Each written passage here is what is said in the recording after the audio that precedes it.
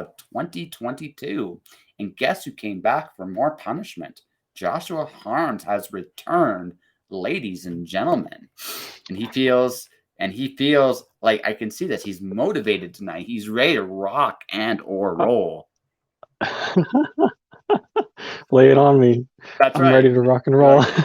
rock and or roll. It's a quantum world. It's a quantum place, so it can be either or, and we're both. And we're existing at both times. Exactly. Yeah, exactly. So you can rock and roll. You can just rock, or you can roll, or you can do none of those things, or all of those things. Right? Forget about ones and zeros.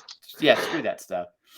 Right? Screw that stuff. But no, man, no, it's been fun. I don't know if you noticed this. I've been doing a immigration show for a company. I've been doing video editing. Yeah, I've been doing video editing. I've actually done my first commercial. Wow. Which is I can do video editing too.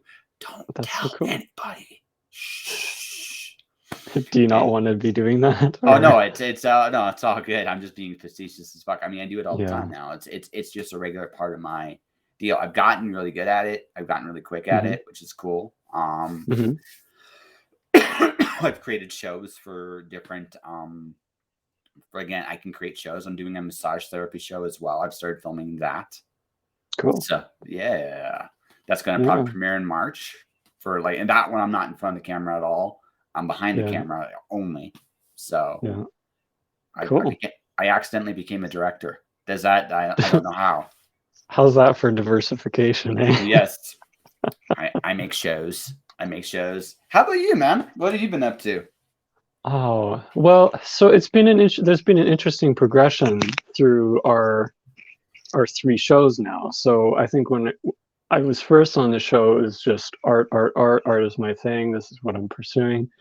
And then the second time it was something like, I'm starting to make a shift over to doing this guitar building thing that I've been working at for so many years. And now it's just all guitar building all the time. I've been focused on that for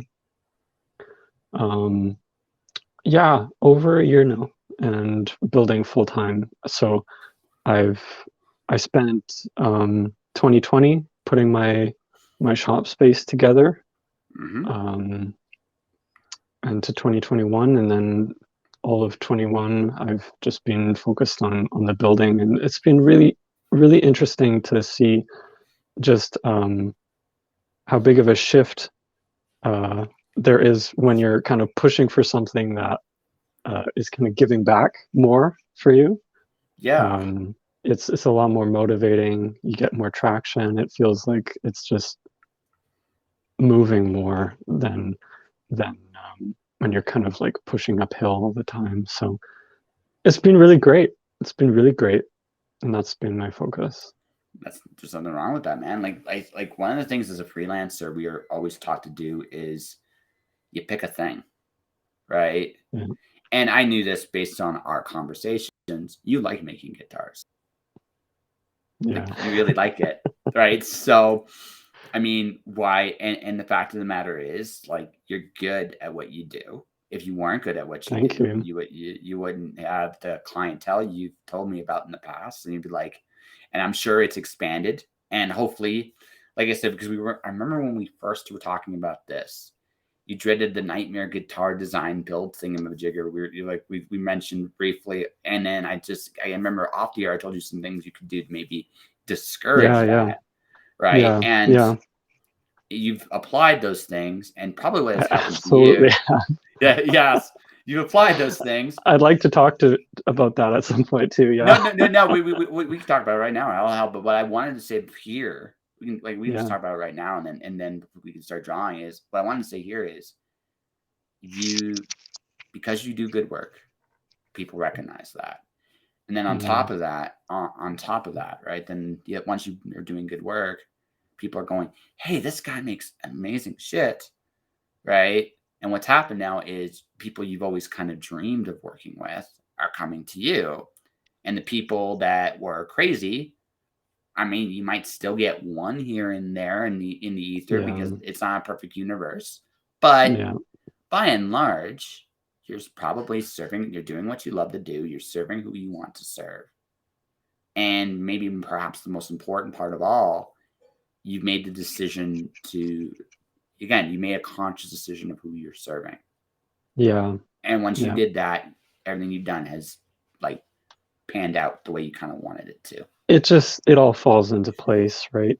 It's by serving kind of the people that you want to serve, and you're also serving yourself, right? Like you're doing yourself a service by kind of leaning into the thing that you actually want rather than just kind of constantly making exceptions. Like that advice that you gave me, and that was off the air, I believe. Yes, it was. That was you can say it after on the the air. second show. Yeah. You can say it on the air if you want to. I mean, it was for you at the time because you needed that personally. But at this point, it was perfect. Yeah. So you want to say it? Yeah. Well, I'm going to try and remember it as clearly as you put it. It was along the lines of like, you were just talking about, if you are an artist who has a vision, and you made that observation that you thought from our conversation that I was an artist with a vision. Thank you. Yes. That that there will come a time when the people coming to you will have their own vision and it'll conflict with your own.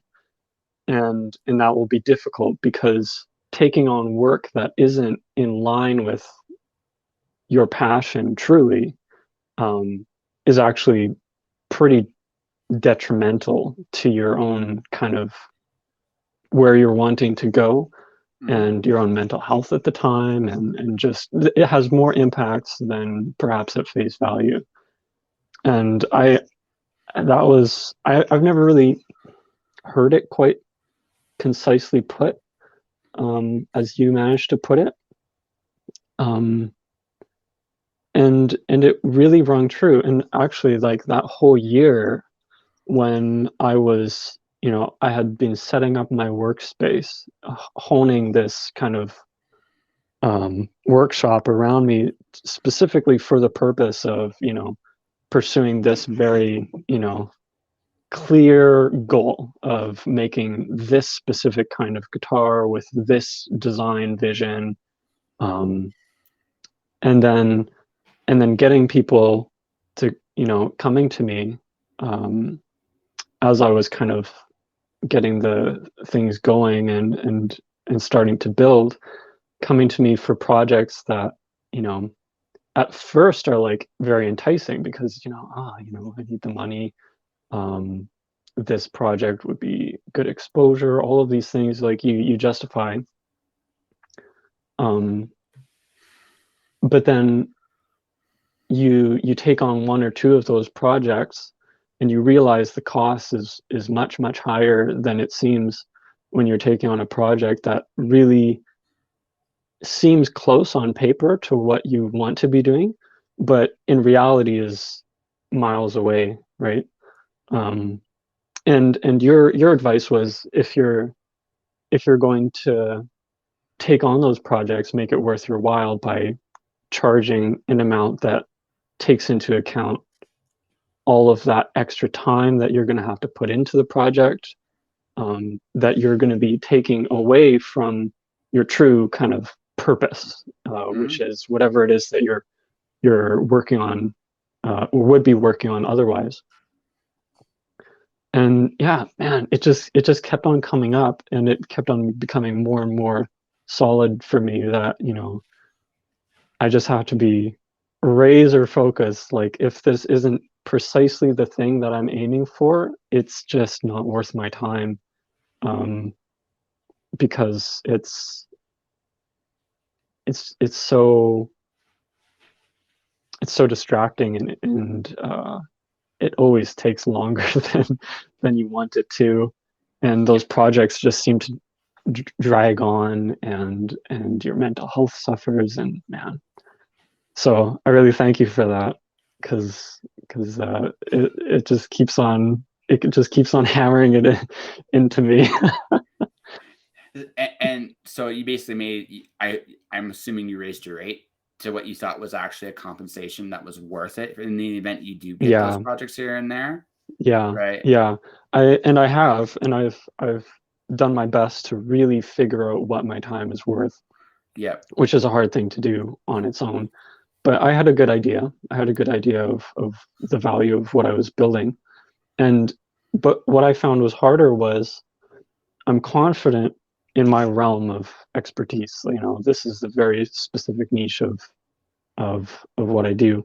And then if someone comes to me for a project that isn't in line with that, I'm not as confident, and it's harder to charge appropriately. Even though the quality of the work is still going to be the same, it's just it's a mental thing. It's some kind of block. It's because you're. Go. It's because you're uncomfortable still. Because here's the thing. Yeah. You don't know. Like you don't. And not like in like a terrible, like malicious way. You're just like, I don't know what this is worth because then what I do. Yeah, exactly. Right? That's what it is. Exactly. So, but this is what I've learned. Or this is what I've learned about that is this. Okay, what did my expertise cost me to learn? And if this is an unknown thing, even though I do have skill in this, I'm going to have to spend my time learning this. Yeah. Whatever this is. Now, sometimes you want to learn that. Sometimes. Most of the time, however, it's not what you do. Yeah. So, I mean, this like as another cost aspect to it. So it's interesting.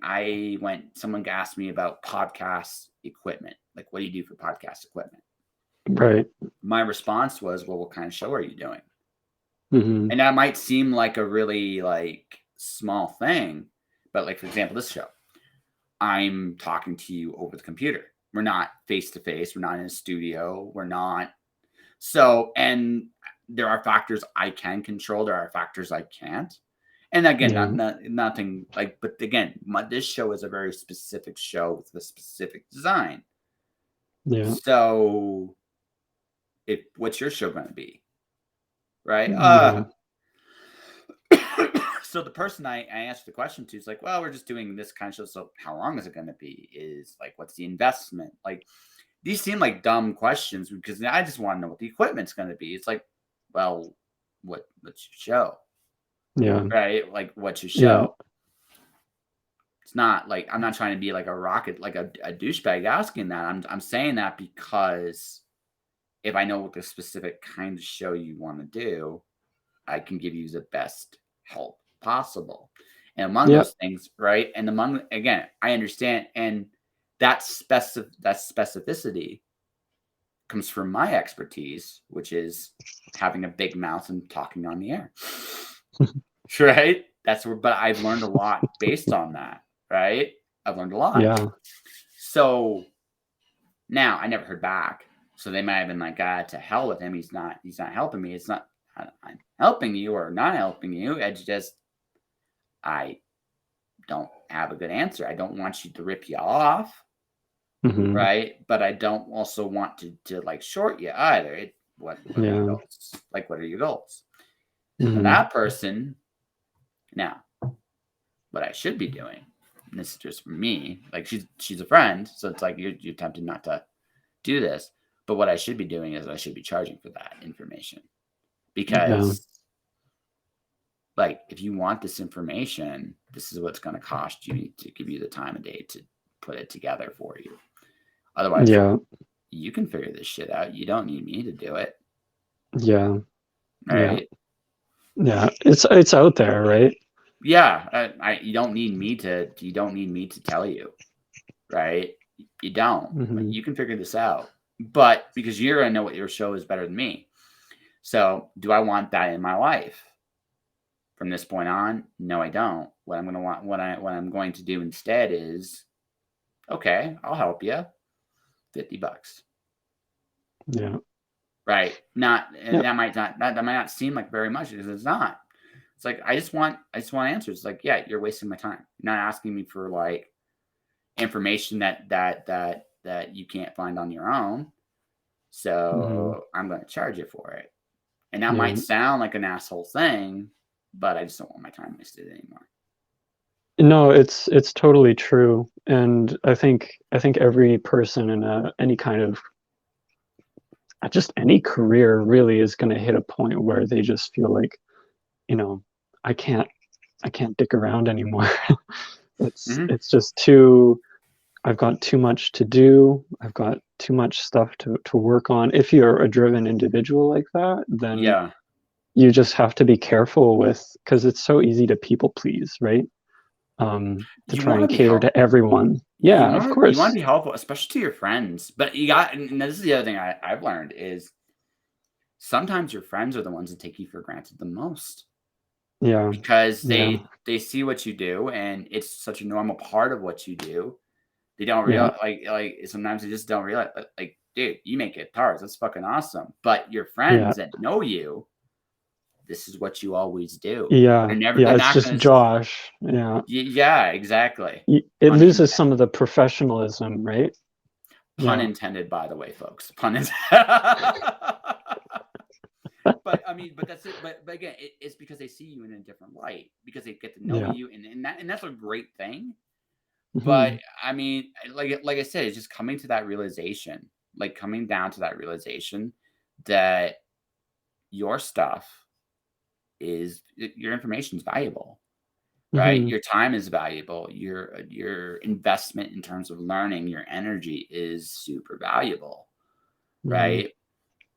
Like for me, the next step for me is I want to do videos for people that do Kickstarters and book launches and stuff like that, right like that, because I can put them together relatively quickly. That's part of it, right? But I also enjoy the story. It's storytelling. It's a fun little thing I can do, right? I also do a voice. I can advertise stuff too. It's like, ladies and gentlemen, Joshua Harm's guitars, one of a kind, custom made. Beautiful wooden surface, magical sound, one of a kind, right? Yeah, exactly. Discount code just Joshing 400, right? Just go on the website and do that, right? Because I have the audience for that too, right? So that's like what I want to do. And this again, this is me coming like I want to serve the artists that are kind of want to promote their stuff. I have a big enough audience where that can be done now. So. Now it's not. Again, these are things I've thought about in the last year. Like again, I have a steady freelance contract with the company to make a show for them, and I like making shows. They're fun and they're different, and that's great. Not every creative wants to make a show, but the ones that do, that really do, I'm your guy. I can come up with something like that, and that's kind of what I want to do. And I also, ironically enough, I enjoy commercials. They are fun little storytelling devices. Yeah. And there's a lot more I think that goes into it than we really appreciate. Like they're so often just like just let me skip this 5-second ad so I can see my video. But like sometimes you do get like really good ones and you're like, wow, a lot of effort was put into this. This is really well done. well, so it depends, right? If it feels like a sale, you don't want to listen to it. I don't want to either. But if it feels fun, like one of my all-time favorite commercials, this is gonna sound really terrible. There's a guy bungee jumping. Just gets to the bottom. There's a guy gives him somebody just gives him underwear. Oh, thanks. He just launches back up. Right? Pretty straightforward commercial, really. We sit there, all right, you need a new pair of underwear. Well, this is a new pair of underwear. It's nothing fancy, but I still remember the guy screaming like a maniac going like it feels genuine, right? Yeah. Right. And I thought it was one of Haynes' smartest commercials. Screw the Michael Jordan crap. Give me guys screaming their heads off going down bungee jumping. Yeah. No, that's a very good point. That's a very good point. I mean, keeping it light and just it's easier. It's easier to people attach to that a lot more. It's not just like, oh, another ad. Well, here's the thing, Josh, right? Right? You and I have a friendship. That's why you come back on the show, right? You enjoy the experience of hanging out with me. Right? That's it. Like, you're invested in the show, whether people watch it or not watch it. I mean, you hope so, because you'd like to sell some more guitars, because, I mean, let's be honest. But at the same time, you wouldn't put the effort, time, energy you did if the experience and the relationship created between us wasn't good. Yeah. Right? Yeah, Right? absolutely. That's right. It's everything is a relationship business. Everything. So the objective of a good commercial should be to establish a relationship and a connection between your potential client and you. That's it. Yeah. I don't mean, I want a sale, but what I really want is you to get attached to what I'm doing. Because if you get attached to what I'm doing, you'll buy whatever, right, to support me. Because it's no longer about the product, it's about me. Does that make sense? And just like the air in which you are making things. Yeah, absolutely. I mean, that's the whole thing with like brand identity, right? Like you buy the same pair of jeans time and time again because there's just something about the image that they have, the aesthetic of it, all of that just keeps you coming back. Yeah. Even if the quality fluctuates, like it's totally a thing. Yeah. Exactly. That's cool. Like people think sales is like, oh, dirty word. But really what we should be thinking about is, this is gonna sound really dumb, relationships. That's what it's about. It's not, and it doesn't matter what the product is, by the way. It doesn't matter what the product is. Right? What sales and service is ultimately about is establishing customer relations. And it sounds very corporate, hoity-toity speak, but really, okay. Now, I'm not saying you don't do good guitars. Don't take this the wrong way. It isn't necessarily that your guitars are the best, but it's the service you put in and the person you are that people invest in. Now, the fact that you make it down with your guitar is great, right? But there are other people that make wicked sounds on the guitar. But there's only one Joshua Harms.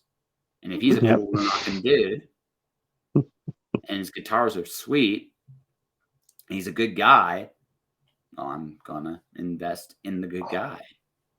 Right. Yeah, see? His heart just grew like an inch. So I'm curious.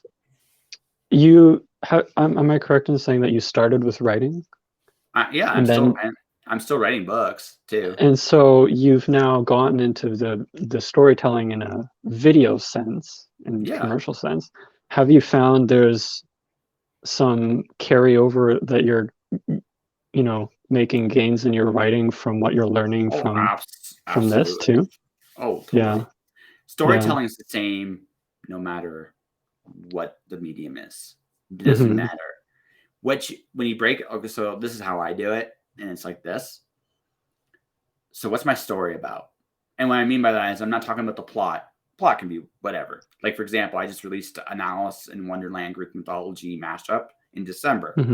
So Alice chases the Queen of Hearts over the edge of the world and ends up in the Greek underworld. There, she plays Jason of the Argonauts, a game of croquet, to escape.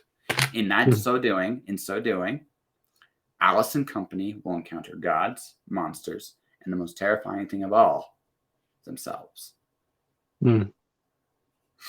Right? Not quite like a game of croquet. It's absurd on the one hand because I am a silly bastard. But what I'm really doing, it's the experience I'm creating, is what I care about. And what that for me is unique, one of a kind stories that make you feel a very specific way. My Alice stuff is about facing fear. Your fears. The stuff on the inside that terrifies you. Right? Because I am very fascinated with the idea of the Greek idea of fate. And sometimes how some things can't be avoided. But really, what does like, and probably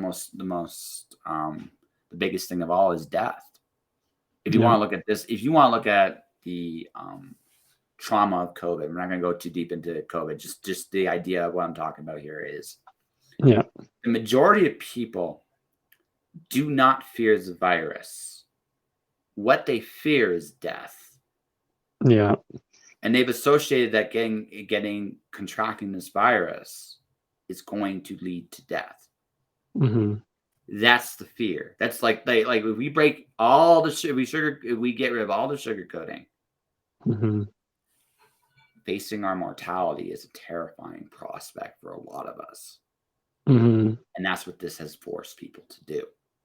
And some people will do whatever it takes to avoid facing that moment of death. And also the mortality of others too, right? Mm-hmm. The fact that you might be okay, but then you might pass it off to someone you love who, maybe you haven't come to terms with that. They're not going to be around forever. And that's a whole nother ballgame. Well, yeah. But the thing is, like, that change, that fear of change, that fear of everything is transitory, everything. Mm-hmm. And no matter what you do, no matter what choice you make, you're still going to put people at risk, no matter what. So at the end of the day, you have to come to peace with it. At some point, you must. Mm-hmm. But I think that's, and this is as far as I really want to go on the COVID talk for the day, is that's the real infection, in my opinion, is the fear. Mm. Right? That's a very interesting point. Yeah. Yeah, that's the real infection. It is not. The majority of us that have caught COVID survive it and usually come out okay. So it's not like it, right? The real fear is that fear of mortality, that fear of death. By the way, I'm not trying to belittle anyone listening to this. I'm not trying to belittle anyone that has died because of this. I'm not. Mm-hmm. But what I am saying is that for the vast majority of us, right? The vast majority of us, it is that fear is far more of a danger to us than the virus itself. That's all I'm saying. You can believe me, you can disbelieve me, whatever you want, but that's what I'm saying here. So for me, facing those fears, standing up to those things is something that interests me. Why would you do it? How do you do it? How do you make peace with change? Because that's the real story. That's the feeling I'm trying to evoke. Yeah. Advertising, storytelling, podcasting, writing a book, writing a comic, drawing a picture. Yeah. Even a piece of music. Mm-hmm. All of that tries to evoke a feeling. Yeah, especially music. Yeah. So music is very powerful for that, evoking feelings. So facing fear, courage in the face of overwhelming odds. If you ask me, that is something we all need right now. So when you put it in that perspective, that's what advertising has taught me. What's the feeling I can evoke? How do I create that feeling? And how do I spread the word that people understand the feeling they are going to get, the experience they're going to get? Yeah. Does that make sense? That totally makes sense. And that's a really good way of kind of explaining it too. So was this idea, this realization, the inspiration for the story, or did you already have some inspiration elsewhere? So I was asked originally to write this from an editor friend, like the original Alice story. Mm-hmm. And I was like, what can I say about Alice I've never said before? So again, when I first wrote the story, it was a small version. Alice 0 is the small version. And then I released Alice 1, which is WON, right? I released that, right? And that's the intention. So when I finished the first Alice story, she opened Pandora's box. She has a certain Cheshire friend in her head and has to escape. So I'm like, well, what is she escaping to? And then I realized, like, Wonderland's a dream. That's what, like, Alice in Wonderland is a dream. So if she's trapped in a dream, how does Alice wake up in my world? And that's the story. And that concept, I dealt with my mortality very, very much when I was in my mid-20s. I had to kind of deal with my brush with mortality. And in my early 30s, I dealt with watching my body lose control of my body for a brief period of time on some things. And what both taught me was that we are not as powerful as we think. And what we take for granted can turn on us like that. Yeah. Real courage is continuing in spite of those things. That's what real courage is. Yeah. So that lesson has carried with me personally. So when I did it when the pandemic hit, I recognized that lesson I've learned is a lesson maybe more of us need to learn. And the way to describe that experience is to write about those experiences. Oh, well, I'm very much so looking forward to reading the book. It'll be a cool experience. Yeah, so those are available on Amazon if you do want to pick those up. The one I sent you, however, is, so ladies and gentlemen, as Josh will attest to when he read the earlier draft of this, there is a certain wizard character that does remind of a certain Josh. He's like, and I know that popped you a little bit when you read that the first time. It's like, oh my God, he wrote me. Yeah, well, okay, so what happened was Rachel Neal, one of our mutual friends, wrote, she was, I think, a beta reader for you, or had an earlier manuscript, Yeah. And she read through it, and not having talked to you about it, she messaged me saying like, hey, there's this character in the book that really reminds me of you. And I thought it was really cute, and I thought I would share with you. I was like, oh, that's so cool. Man, I wonder what Josh is doing. You, Josh. Yeah. And so I think, I don't know, I think I reached out to you asking if I would be able to get a hold of a script as well, because I was super curious. She sold it pretty well. Yeah. And I read through it, and man, it's great. It's a really cool book.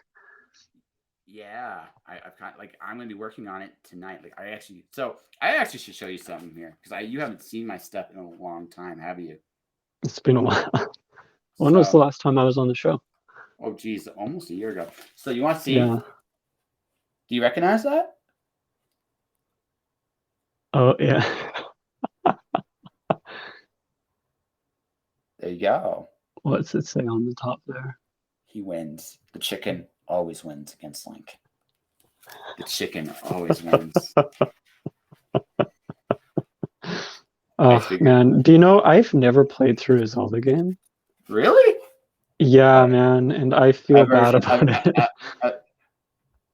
A variant take on Alice in Wonderland. What do you think? Oh, nice. You're getting into colors too. Oh yeah, I started finally experimenting into color. I said I would. I keep my word. Just like in the book.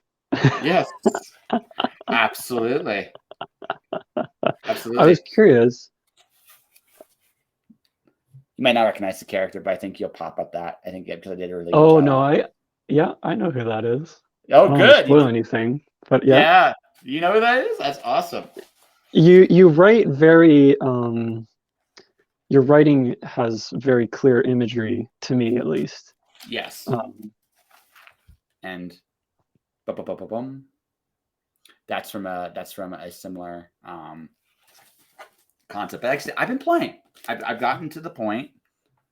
I'm not going to say I'm great, but what I am going to say is I've gotten better. And and at this point, it's just like the most terrifying thing in the world is to acknowledge, like, you got to put your money where your mouth is because you said you'd do it, right? And that's kind of where I'm at. Yeah. Yeah, it's a constant battle, kind of thinking, like, I'm getting better, like, I'm proud of this, and then, but I'm not very good. But I'm getting better. But it's just this building yourself up and then beating yourself down, and then all you can hope for is that you trend upwards.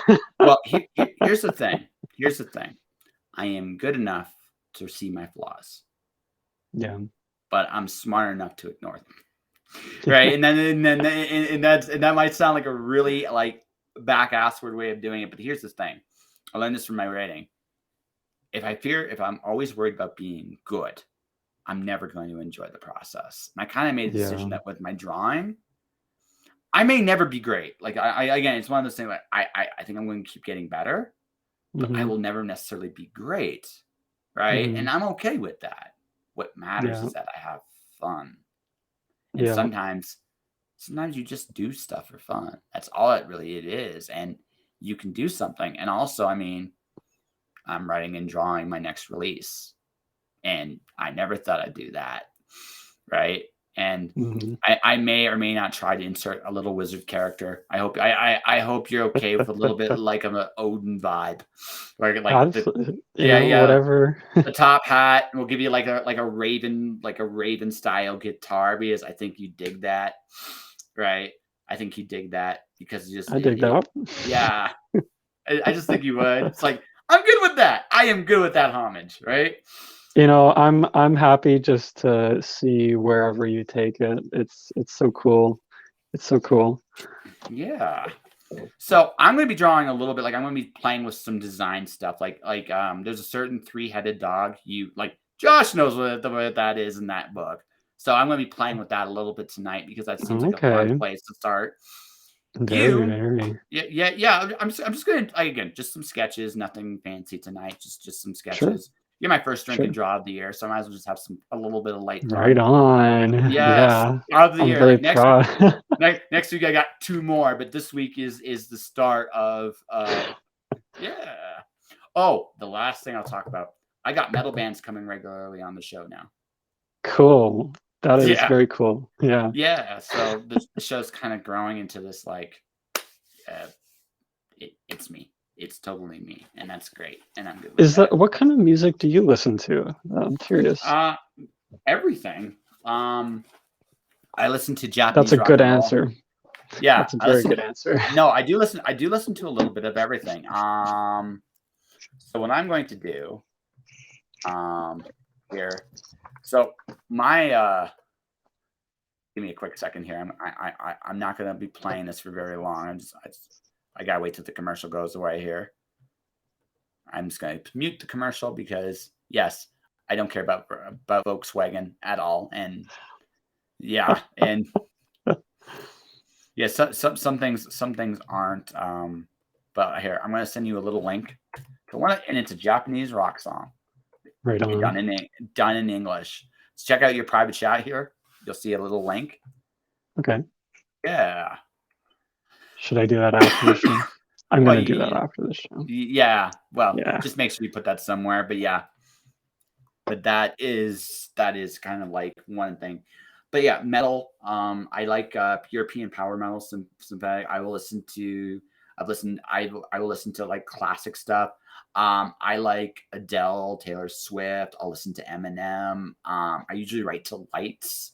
Cool. I'll listen to Jars of Clay. I'll listen to I'm all over the spectrum. Like it's just like for me, it's just like you can appreciate the work people make into doing good music, whatever the genre is. Country is the genre I'm least interested in, especially the more like formulaic kind of country. Yeah.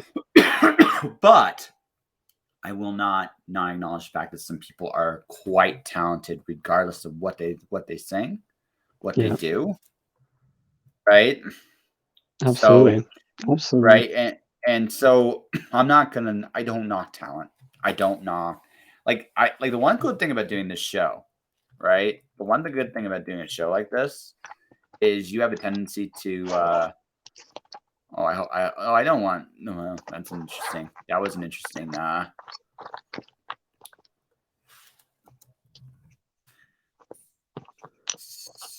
do that.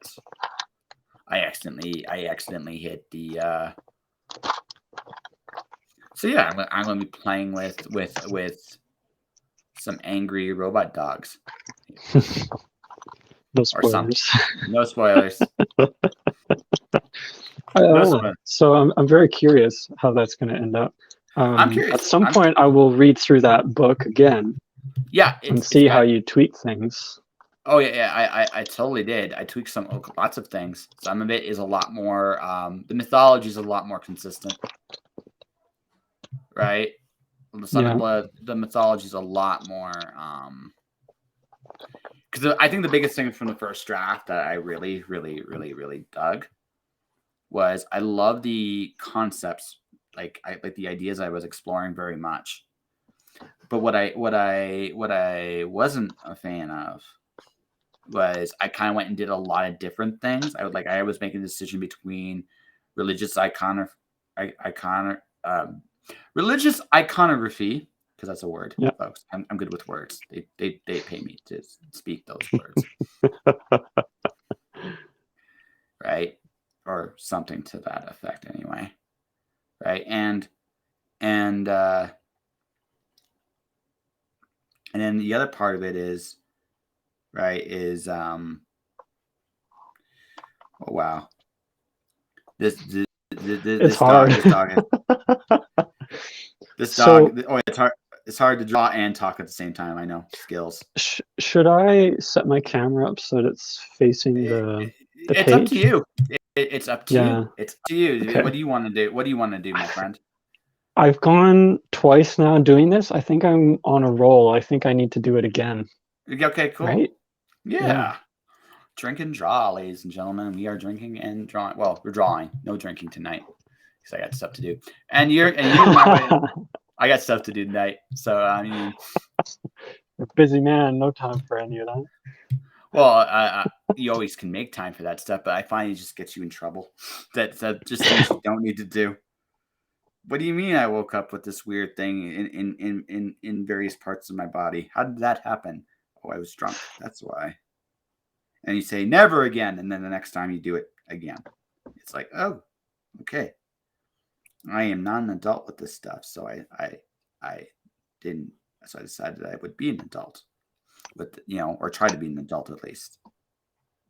I don't know. I may not be an adulty enough. I may not be adulty enough. I'll be the first to acknowledge that. Like, there are more people more adulty than me. I mean, I'm still trying to put all together the pieces of my freelancing at this point. I mean, I'm making consistently. I break 4 figures in a month, but I'm not quite at living yet, but I'm close. So it's coming, but I'm getting there. You know what I mean? Yep. That's looking pretty good. Let's see here.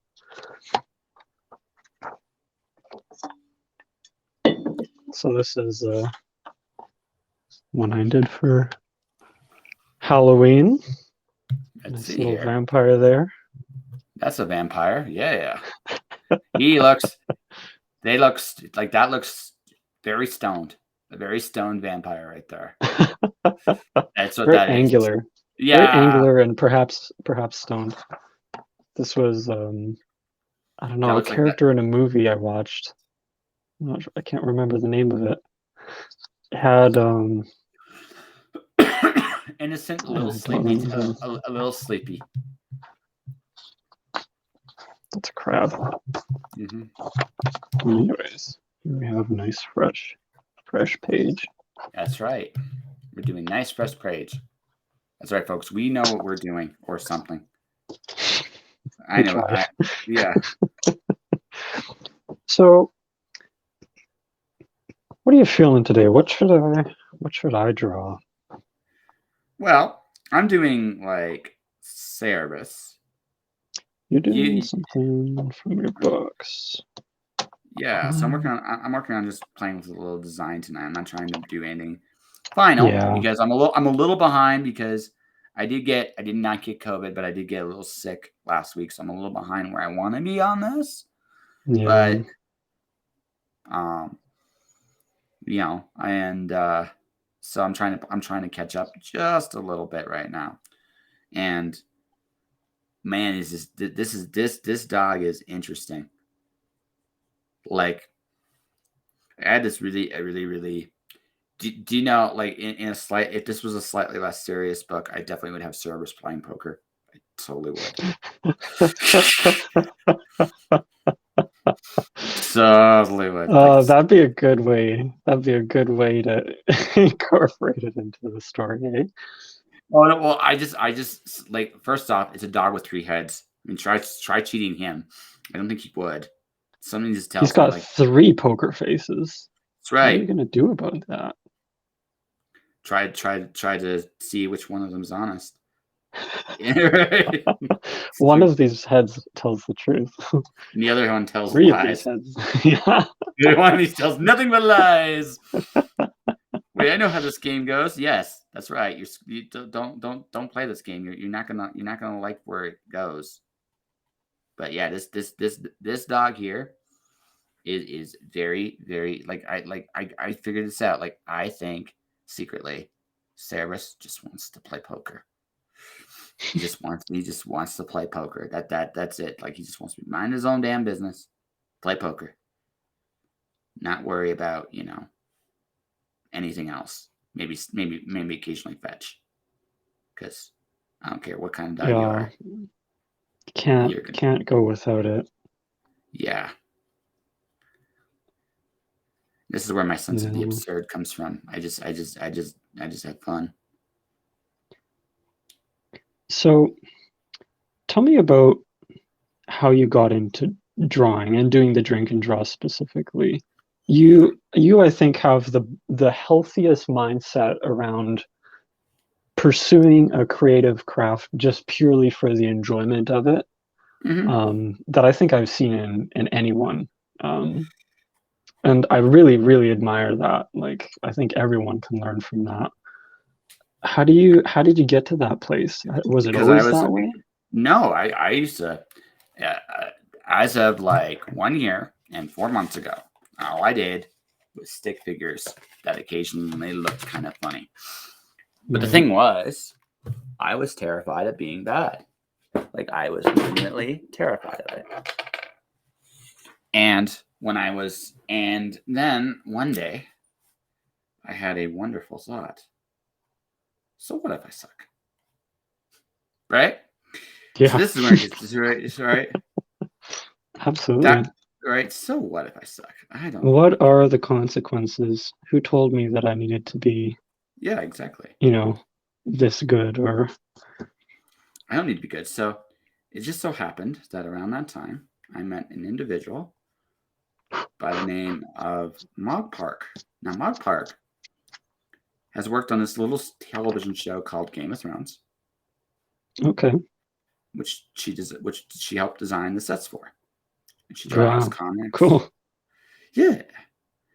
And then through her, I got to meet people like Elsa Garza, who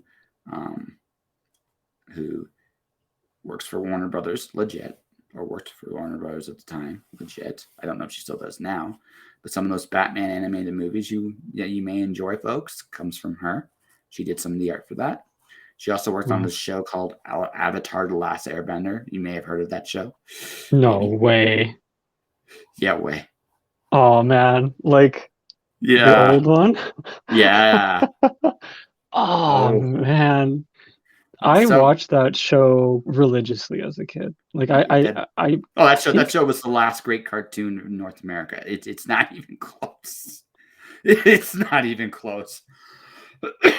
It's really impressive, honestly. Like, even as a young adult, like, I was quite young when that show was coming out and cycling on TV. Even at a young age where I didn't understand, the way industries or production or anything worked, I was like, man, this show, it's like, I see it's a kid's show, but the production of it is like, I can see myself enjoying this 20, 30, 40 years from now and still gleaning some like comedic value from it. And also just some deep themes. There's some really deep themes in that show, really deep ones. So anyway, So here's the long story short. They all drew with me. Okay. They drew with me. Others have drawn with me, including you, my good sir. And I'm up starstruck. you're like, what the hell am I doing here now? How the hell did I get on this show? Right? Right? A little bit. Yeah. How did I get here? Never, by the way, honest truth, sir, good sir, never doubt that you're an amazing human being. Never. But yeah, you belong here just as much as anybody else. And I speak from experience of I've done 713 episodes, Josh. Yeah, you're 713 right now. So, I can honestly say that's incredible. I can honestly say you stand up, you stand out in your own way. So, back to me. Where this attitude came from. Again, I was terrified of being terrible. And then I realized I don't have to be terrified of being terrible. And if I'm having fun, I don't have to worry about it. And the thing is, I've already done other art disciplines. I realized the value, how crippling, letting yourself. So you want to see my first attempt at service? Hit me. Hey, there it is. Attempt number 1. That middle dog, man, he's got like the freakiest grin of them all. Oh yeah, I wouldn't be happy to see that in my kitchen. No, you wouldn't. You'd be like, what the hell? It's like, hi. Please get out of my kitchen. Yeah, please. Excuse me. Suddenly, excuse me, Mr. Dog. You gotta leave. You gotta go. I'm sorry. I'm terrified. I'm terrified now. So I need to get. I either need to get out of here or you need to get out of here. Please. I know I need a poker partner, but this is not worth it. Yes, that's right. That's right. So the answer to your question, somewhere along the way, I like I said, you recognize that people are people, and it doesn't matter how good they are, they're coming to help you, right? And they're being good people to you, and that's a wonderful thing, gift in and of itself. But the other thing is, right? I have been nothing but encouraged just to get better, to the point that I've actually sold some art pieces last year when they were really, really, really, really crappy. So, well done. Yeah. So, not for a lot of money, but the fact is, I've sold art. So here's the attitude is just simple. This is fun. I don't need to worry about being good. That doesn't mean I'm not trying to get better, but again, you are a much more refined artist than I am. If I'm trying to compare myself to you, I am going to look at myself and feel inadequate.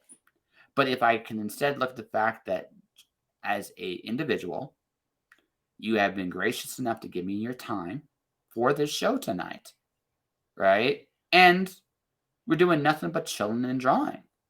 Does it matter who's better? Nope. Right? Nope. No, I think I really admire it. And, I just wish I could have talked to you about art and everything sooner, because I think I would have done a lot better. It took me a long time to get there, right? It took me an honest long time to get there. I recognize the most important thing, and this is going to sound maybe a bit pretentious, is it's not about how good you are. It's about how distinct you can make your work in terms of, okay, here's the thing. I have a style now. You can tell, right? Mm-hmm. So there's only this is something only I can do, right? Yep. So then I should just embrace being the best version of me I possibly can. And I've applied that not just to my art, but to my writing, my video, my podcast, everything. I don't try to be like everybody else. I just try to be the best me I can be. It doesn't mean I can't learn. I always can learn. Yeah, but I don't there's worry. Always something to improve on. Yeah, always. But I can just listen to that voice all day and go into a pit of despair. I can say, fuck it, I'm going to have fun. And I think I'm awesome. And if you want to enjoy my stuff, go buy it. And if you don't, that's fine too. I'm still going to make cool shit. Right? That's my whole attitude. Again, it may be right, it may be wrong, but it's mine, damn it. And that attitude is also unique, right? Yes. Yeah. And you're like, and again, that pursuit, like perfection is such a curse. Like legitimately, like perfection is such a curse. Well, it doesn't exist, right? Yeah. Perfection is an illusion, just like time is an illusion. Yeah. It's a bar that you set for yourself, realistically. Yeah. And really, it's just coming to peace with, like, what is your perfection? I'm just gonna be a loudmouth and be myself and not worry about it, because then I don't have to think so hard. And then while other artists are faced with crippling doubt, I'm like, nope, fuck that. I'm gonna draw some fun shit, and that's it. You might do it better than me. I'm good with that. I'm not worried about that. I'm just having fun. And sometimes I just win based on the fact that I'm out there and they're not. Yep. I'm okay with winning by default. Yeah. Well, and it's not all about winning either. You're winning because you're just having fun, and you're doing a good thing that you're just enjoying, right? Yeah. If so many people limit themselves. So I have a question for you. Uh-oh. Sure. Well, Yeah. you ask a lot of questions on this show. I figure some people must ask questions back, right? Oh, absolutely. I'm enjoying you interviewing me on the show tonight. Well, I figure, you probably know me pretty well. I feel like I need to get to know you a little too. Sure, no problem. And I So, pretty easy. Go for it. So you speak to hundreds and hundreds of people on a regular, interval, more than most people probably do. Have you always been outgoing? Have you always found it easy to talk to people? Is that something that you've learned while you've done this, or? So the answer is that yes and no. I am what they call an extroverted introvert. In that Right. I can be extroverted, but I still have my moments where I don't like talking much. I know it's hard for people to believe that listening to the show, but it's true. Right? You long-time listeners will know. Yes. Long-time listeners will be coughing bullshit. But no, it's the absolute truth, actually.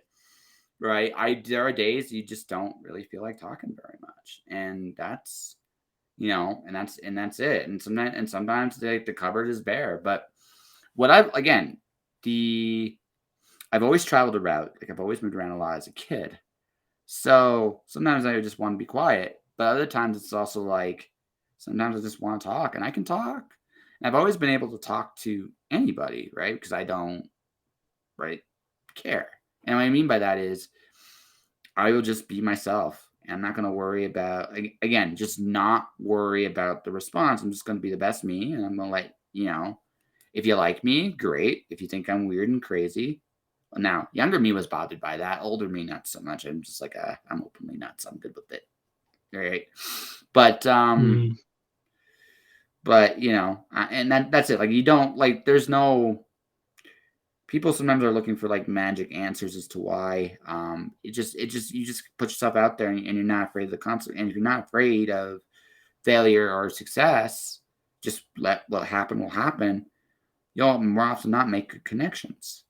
But it's just like I've always enjoyed interviewing people, because it's always interesting to see where people come from. And that style has evolved over the years quite a bit. I used to be a lot more question and answery, right? Because then I wouldn't have to talk.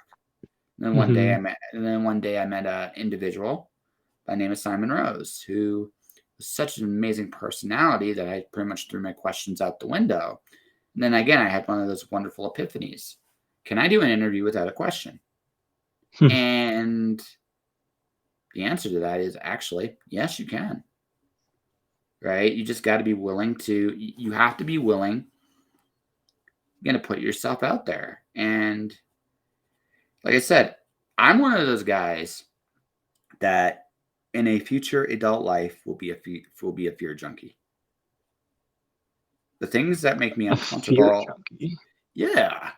Because because I realize that in those moments when you're absolutely scared the most, okay, those are the moments where you're most aware of what's going on in life all around you. It's not when you're comfortable, it's when you're uncomfortable. So I realize that. And in those moments, that's when most of us feel most alive. So by pursuing being uncomfortable, by facing the things that terrify you, right? You recognize, you learn that, again, you put yourself in uncomfortable spaces, and then suddenly you discover shit about yourself. I mean, if you really sit there, if there's two lessons you can learn from me as a person, it's this. First is, the thing that terrifies you is the thing you should do. Because the fear is very often the door to what you truly want. So instead of thinking, well, what if? And this is, again, and I know this is easier said than done. I'm not going to dispute that. But if you can look at your fear, instead of letting it freeze you from that thing you want, and recognize that the thing you want is on the other side of fear, then the answer is just to go through it. And if you can go through it, suddenly doors open and possibilities exist in ways you never considered. That's very funny that you bring that up, because that reminds me very much so of the litany against fear in the book Dune by Frank Herbert. Yep. And the character who I'm drawing today is loosely inspired by Timothée Chalamet from the new Denis Villeneuve Dune movie. Nice. Yeah, it all comes full circle. Well, no, fear can be a mind killer, but it's also the door to what you really want. By confronting those fears, by seeing those fears. Like I said, the fear of mortality. If you can come to peace with the fact that one day you are going to die, one day everybody you know is also going to die. Some of them will die before you, some of them will probably die after you. But at some point, none of us stay forever. Now you can look at that as like this depressing little truth, or you can look at it like this. Okay? I got the opportunity. We are 1 hour and 2 minutes into this conversation, almost 1 hour and 3 minutes. I had the opportunity to hang out with you for over an hour, and we're drawing and talking. Yeah. What an opportunity. I am taking advantage of the time I have with you. However little or however much we have, I made a promise that I'm going to enjoy it and enjoy who you are as a person. Yeah. Right? So by facing my fear, I can enjoy my time with you more and appreciate it more in a way I wouldn't have if I hadn't faced it. Yeah. So that's the first lesson. And the second lesson learned from me is embrace your accidents. The podcast was an accident. I didn't plan it. It happened. I accidentally got published. I accidentally did things. And they've all been wonderful treasures. Instead of looking at an accident as a terrible thing, sometimes an accident can open doors to wonderful treasures. The majority of my creative career has been a result of accidents. I mean, I could be ashamed of that, or I can just embrace it. You know what? I'm a lucky guy. So what? Hey, that's a good little moment. That right there. I love that. Yeah. You know what? I'm thankful for everything that's gone my way. Yeah. It's nowhere near Thanksgiving, but hey. You know what? But it's a great attitude, right? Suddenly there's no resentment for anything, right? Because you realize in life nobody owes you a goddamn thing. Nothing has to come to you ever, right? So when you do get something good, you can just enjoy it. and be part of it and enjoy that moment and that time. And if you're worried about that instead of what somebody else has or doesn't have, or this and the other thing, suddenly you're grateful and you're now open to possibilities that you wouldn't have been had you been too busy resenting everybody else. So embrace your accidents and be grateful for the good fortunes that come your way. And also, fear is a door. Now, it can be a prison if you want it to be, and it will be if you let it. But fear is a door, not a prison. Yeah. Very well put. Yeah. Does that answer your question? Yeah. No, it does. It does. I mean, you're very much yourself, and I think that's a really great thing. And I think that because you recognize that,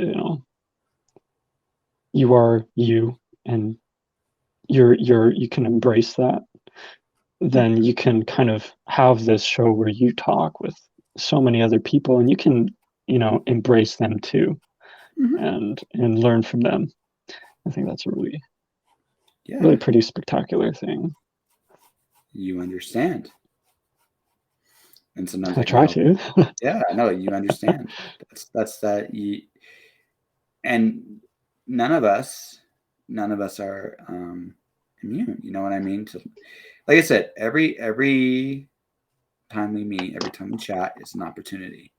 Now, I am sure we disagree about some things too, and I'm good with that, because honestly, I mean, as much as I like to admit that I have the only right way of doing things, dang it, because I'm that kind of monster, right? The truth of the matter is, life would be a much more boring place if we all thought and did things the same. It's much more interesting, and it's much better when we all have different approaches, different ideas of how the world works, because we can learn from each other. Yep. Variety is the spice of life. Yep. And it's funny, like, we hate our enemy, but it's that diversity that keeps us strong. Yes. Oh no, like always be afraid of anything that tries to make everybody do the exact same thing, because it's almost always wrong. Almost always. So if you see someone trying to convince you to do things a very specific way or else, and they resort to all kinds of nefarious means to try to get you to do it that specific way, you probably should run. That person or that individual or that company or that whatever that might be is almost certainly not in your best interest. Yeah. Yeah. I feel like you could talk about that for a lot longer, but I don't think that we should dwell too. No, again, we've danced around that already a little bit. We don't need to go any more, I think, tonight on that. But because I'm enjoying your company, and I think we just, again, we got to just enjoy each other's company tonight. We could be wrong on that, but I'm just thinking, like, specifically. I don't know. No, we're good. We're good. Everything's good. Yeah. It's all good. Yeah, it's all good. But at the same time, right? And I'll just say this, and then we will move on. It's not like I'm right about everything either, right? I can openly admit that sometimes my way of looking at the universe isn't necessarily the correct way of opening at the universe. I could be wrong. I could be flawed. I could see things. I could see things very, very differently and maybe be better. I always have room to grow, always, right? So it's not but in that variety, in that versatility, I can find my own answers. And at the end of the day, I think that's what we all want. Not necessarily to find the same answers, but our own. Mm-hmm. Yeah. I should clarify, I'm not talking about, like, your ideas and your point of view. Yeah. I just read about the Olympics in think it's going to be somewhere in China again. Yep. And how they're specifically wanting people to not vary, they're threatening athletes for not speaking out against their way of government. Well,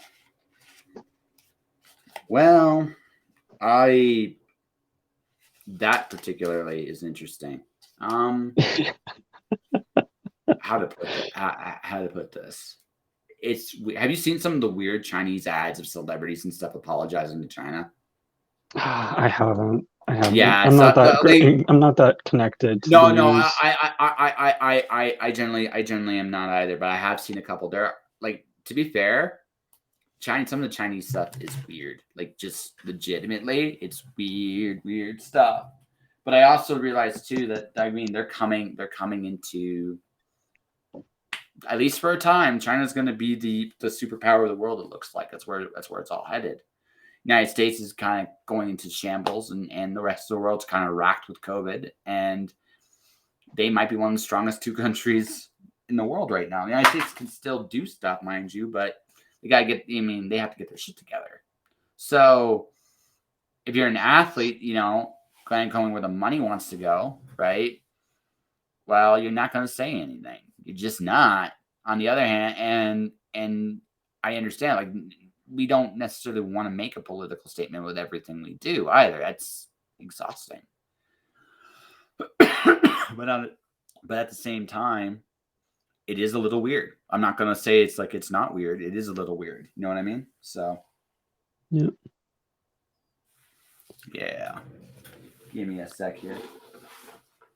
I'm grabbing some pencils. I'll be right back. Right on. Ugh.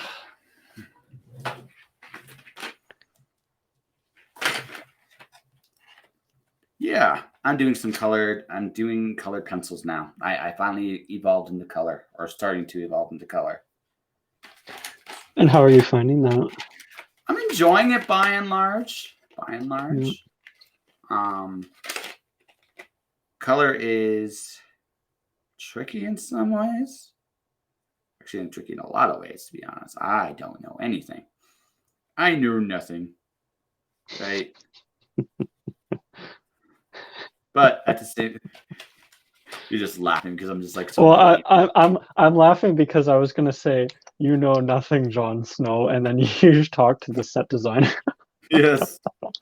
Yeah, I know. I did. So cool. Yeah, no. Okay, here's another. How do you find these people?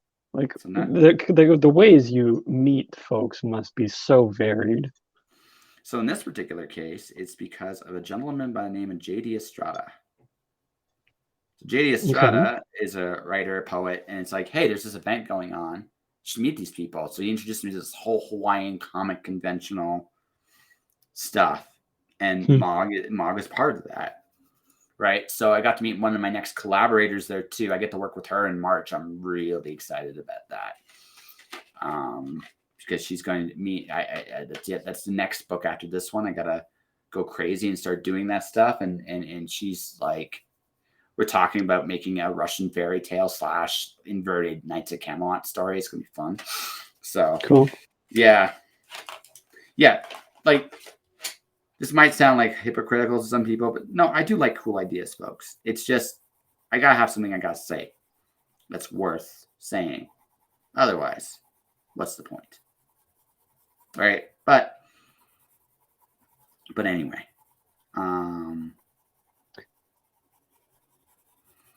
So you meet these people and then for the most part, like, do they, you find them, they come on the show, like, yeah.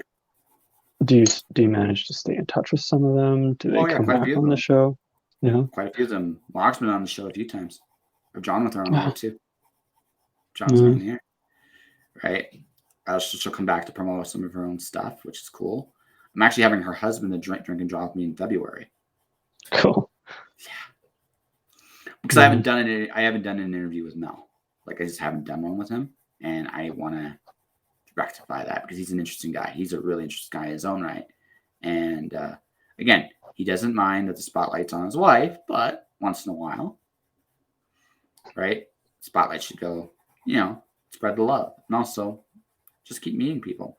My secret, the secret for me is, right? I'm the same guy. Like I'm talking to you the same way I talk to them.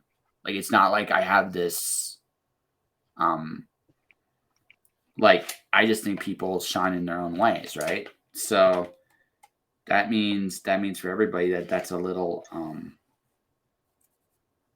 different. I mean, again, no one makes guitars like you, man. And that's a really cool thing, and you stand out like that, right? And yeah, no one makes guitars like you. No one sees the world the way you do. So again, no ego on my end. I mean, I can learn from you.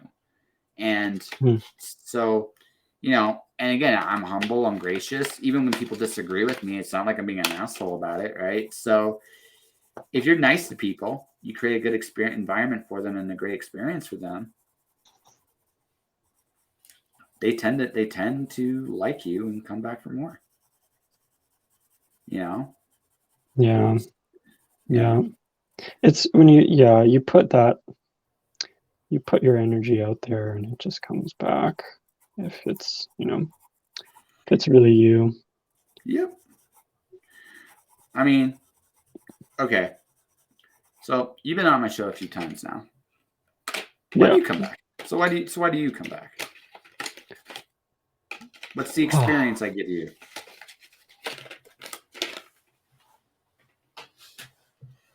Well, some people you talk to, you just always walk away feeling better. Mm-hmm. And I feel that way when I get to talk to you. Either like I feel more sure of myself because I get an opportunity to really kind of express my thoughts and share a tidbit of my life, and through sharing that, oh man, my phone is running out of battery. Well, are we a second here? No worries. Like, oh shit. Am I getting audio now? Oh yeah, you got me. You got it. Okay. I just had to unplug my headphones. No worries. Because phones nowadays, I don't know, you have a lot of contacts. Maybe you know some phone designers. They have one port for headphones, charging, everything. And I think it's the worst design decision that has been made in the technological industry in a long time. Yeah. Why? Because they hate you. Do you want to see Cerberus number 2? Cerberus number 2. Right on. That's the whole thing. Yeah, I know. Isn't it? That's cool. I like it. I like the perspective. Yeah. It looks big. It looks like it's towering over you. Mm-hmm. And that middle one looks hungry. He's just hungry. Well, that's interesting. Can one Cerberus head become hungry and the rest of them not? Well, why not? Like why would Cerberus? Why would all 3 minds be of the same mentality? Right? They wouldn't be. One would just be like, I like donuts, all of the donuts. And another one would be like, I like ice cream. And the third one would be like, I'm on a diet just because I refuse. Because let's be honest, a 3-headed creature with 3 different minds would be a little messed up. They would be fighting over all kinds of stupid shit all the time. That sounds like the worst roommate situation ever. Yeah, you just can't escape it no matter what. Just like you're stuck. Right? They're part of you. It's like, why are you so like me? Shut up, me. You can't be the boss of me. That reminds me of a great scene in Monty Python and the Holy Grail. Oh Jesus, that one? Okay. Yeah. They get so caught up arguing with themselves, their prey just walks away. Yeah, just like why interrupt? Like at first you're confused. Why are you guys stopping? Right? It's like why are you? And then eventually they realize, I can just say nothing and get out of this. I'm just gonna do that. Because I don't want to deal with you or that stuff. And yeah. Where did so do you know where the idea of the Cerberus comes from? Like, and what Actually, role does it play in mythology? so It's the Cerberus is gatekeeper of hell, right? it's Greek. The underworld. It's the Greek underworld. Uh, Yeah. Although in this particular case,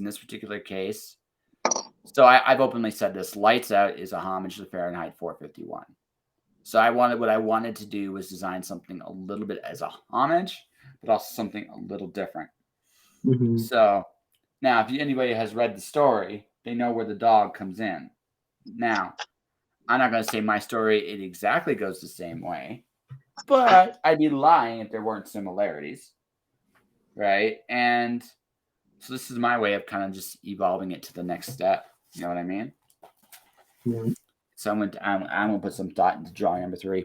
The other thing too, like if you haven't noticed, I've gotten faster and a little bit more detailed doing it. Yeah. Yeah. No, I've definitely seen improvements. Yeah.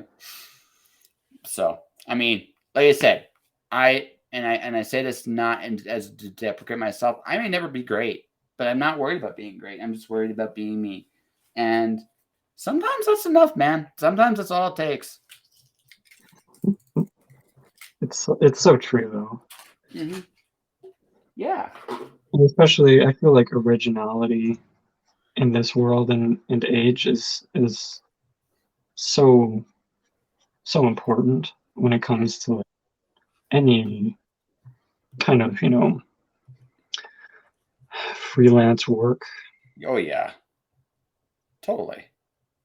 No, it does, and that's kind of why it's kind of important when you do this kind of stuff that you again, what are you trying to say, right? What's your particular vision of what you're trying to go for?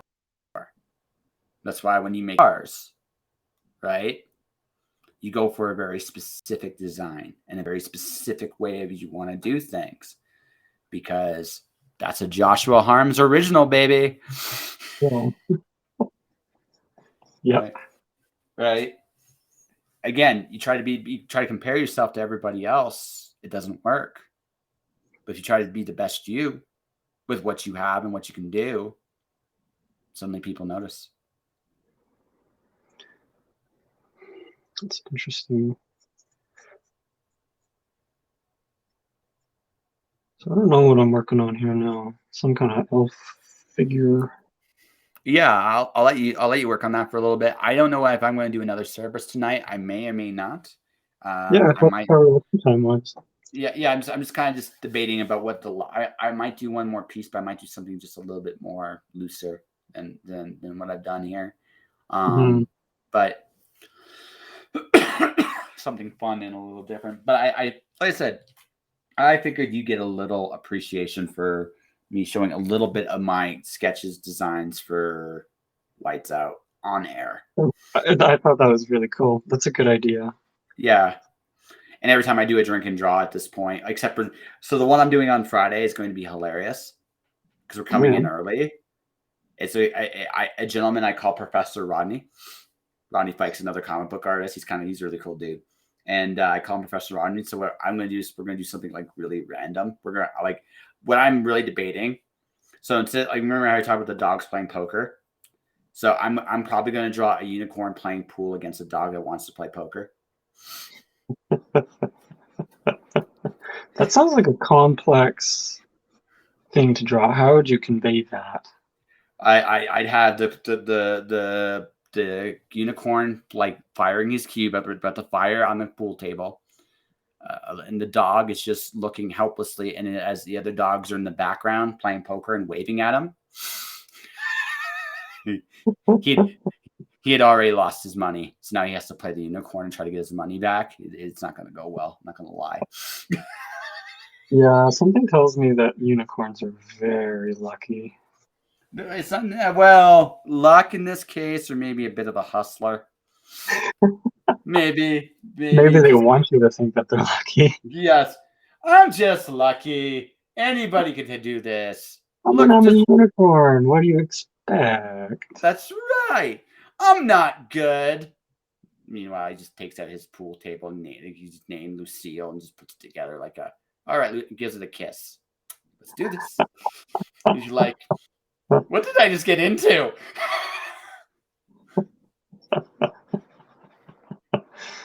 And you can see that. The best thing is, I told that story. You can see it in your head. Yeah. Yeah. Like you can see it, and you're like, okay, this is hilarious, and this is my gift of the absurd. Like I said, I'm not just doing original. Like again, I love absurd shit, but I also like telling a good story with it, right? So there's a good story here. It's like the dog down on his luck is trying to get his money back from the unicorn. Problem is, the unicorn that like knows his shit and is just going to kick this dog's ass. So where I do like a full true story about that, I would the story would be the dog begging the unicorn to let him win. And the unicorn would be like, well, what's in it for me? Right? And then the dog's like, well, what do you want? And that's the story. What does the unicorn want? So, in this particular case, what he needs the money for, right? So you can create like a little rivalry, like again, this dog got conned. So he's going against two little tricksters, the unicorn and the guy that conned him in the poker table. So the guy that conned him at the poker table conned the unicorn. So maybe they work together and figure out a little bit of revenge. I love it. Yeah. Not bad for thinking on the spot, huh? But I realized over the last year or so that I really quite like the series of Ocean's movies. Ocean's 11 is just a great movie, in my opinion. Yeah, no. It's fun. It doesn't try to be anything it's not. Right? That's the whole secret behind it. It is not a sophisticated. I mean, it's bombastic. It's over the top a little bit. But when you get right down to it, right?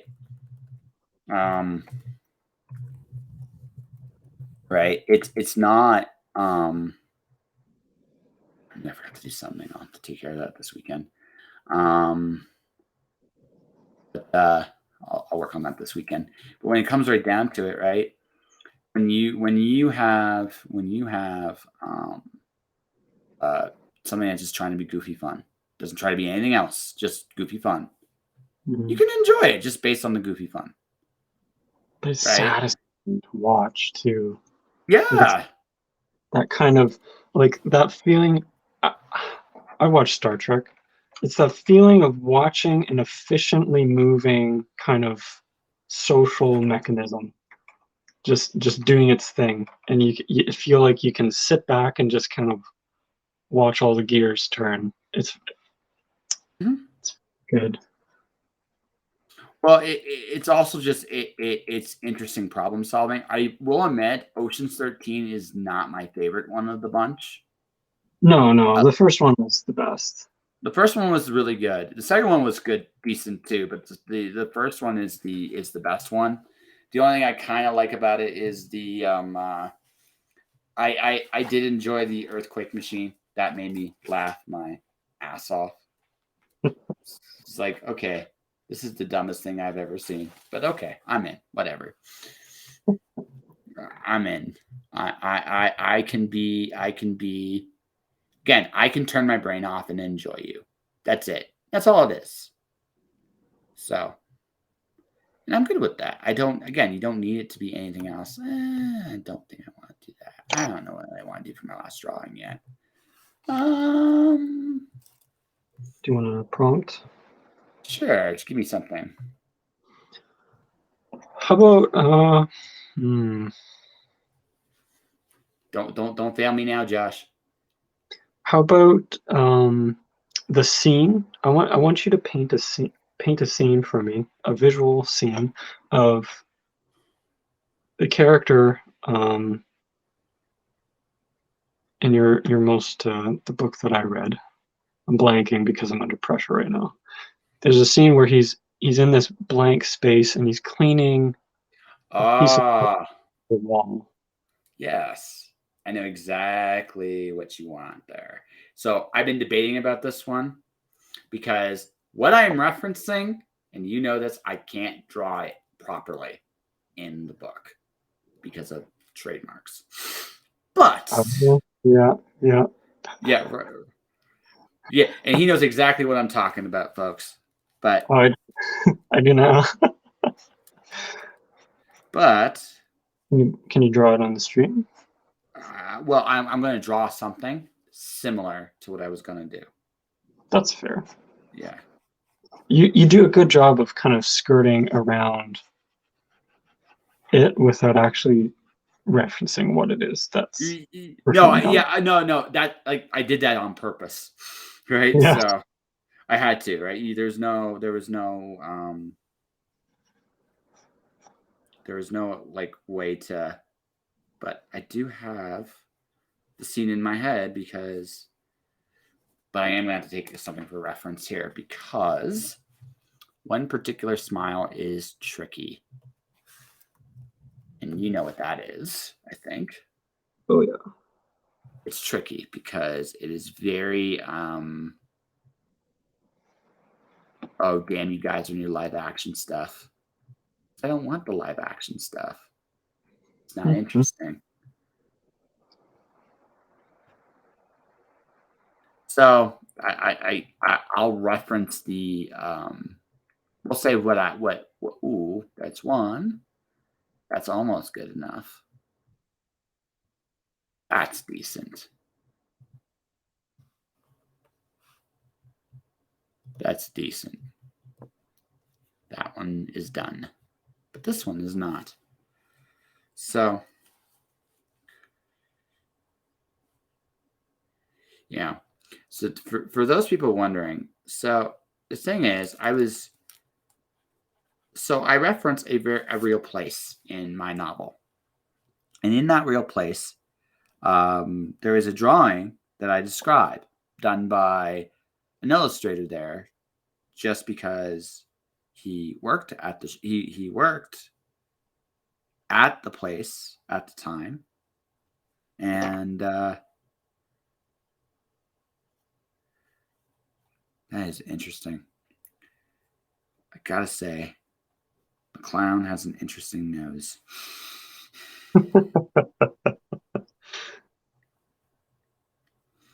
But the thing that what makes the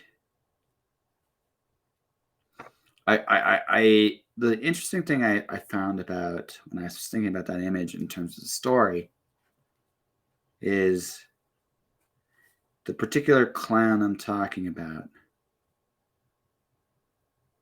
is always smiling. But I realized when I was putting this together, he is never happy. Ever.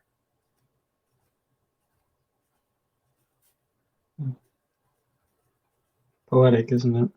Yeah. So, what I'm doing is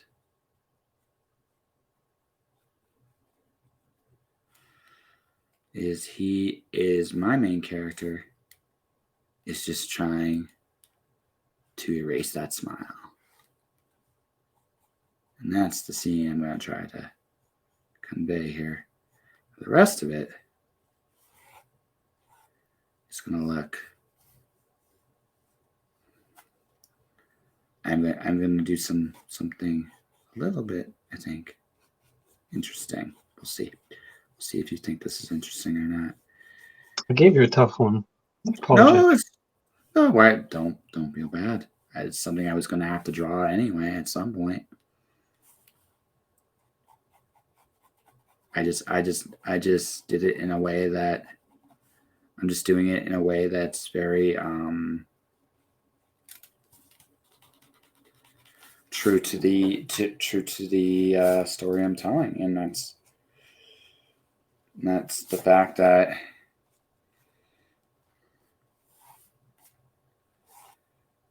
there is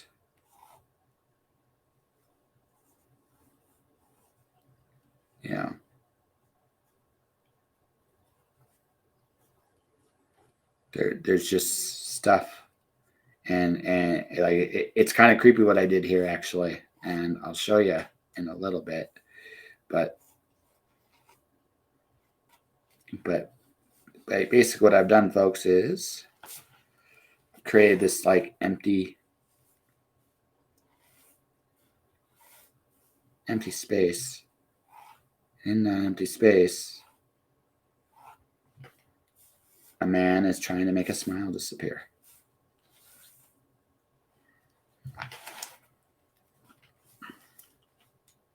So we'll see if you think I did a good job or not, but we'll put that together, and that's what I'm doing right now. I'm curious what kind of perspective you're going to take. At a pretty clear picture. It's always interesting, kind of. So, our mutual friend Rachel, she's a writer as well, and yes. I had the privilege and the pleasure of doing some beta readings, some early readings of her work as well, and just purely for fun, like nothing. There was no contract between us. I just decided I was so drawn to one of her characters that I drew it as I envisioned the character. And I didn't really expect much from it. Yeah. Like it was just, like, I do this all the time. Like for any book that I read, I like to draw sort of whatever comes to my mind.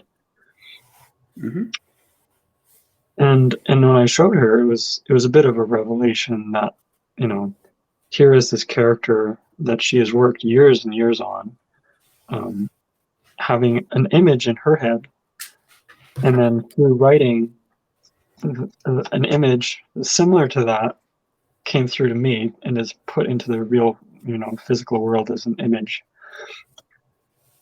And that's just such a fascinating thing to me that, just like you can convey feelings through writing or any medium, you can also image it. Oh, absolutely. Through those things too. Like all of the senses can be extrapolated. Oh yeah, absolutely. Now this might be a touch more complicated to finish tonight than I'd like. However, I will show you so far. I think you'll be pleasantly surprised. I think. I'm sure. Like, do you want to see the initial sketch, and then I'll keep working on it until it's time to wrap up? Do you want to see it? Sure. So the initial sketch is. Yeah.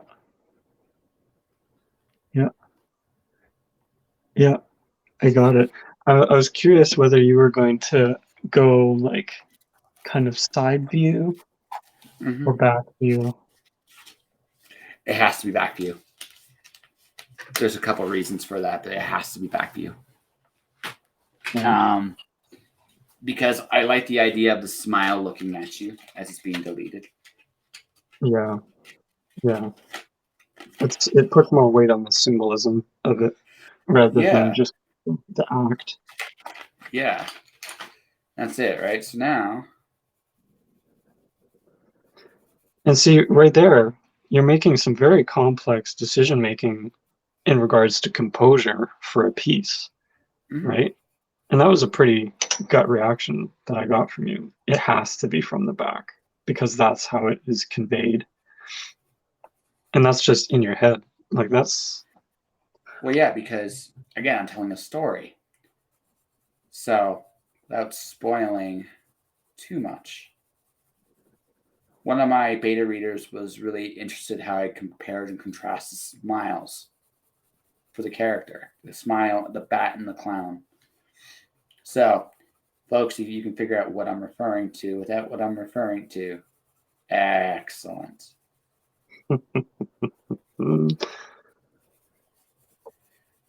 Right, you are absolutely correct. I am not here to argue with you. But I can't just say that. I don't have permission to say that. But that smile is always an interesting one for me, is smiles convey happiness. Except in the clown's case, it indicates pain. So, on one hand, him deleting the image is a relief of pain. On the other hand, to make it really creepy, you're watching him do it. It's like, I don't think it's that complex a decision, but I don't know how else you can make that smile so powerful.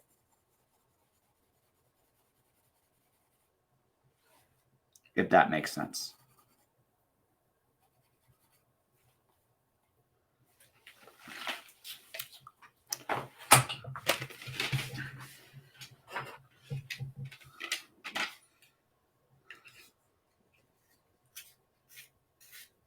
As I use the magical pencil sharpener. Cool thing about pencil crayons, folks, is pencil sharpeners are magical things.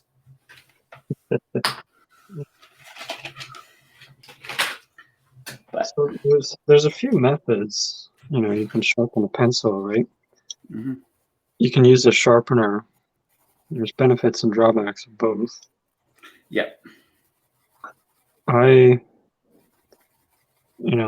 It just depends on what you're going for.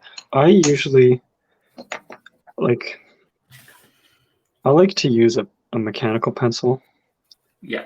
Typically this Pentel QE515 from Opus.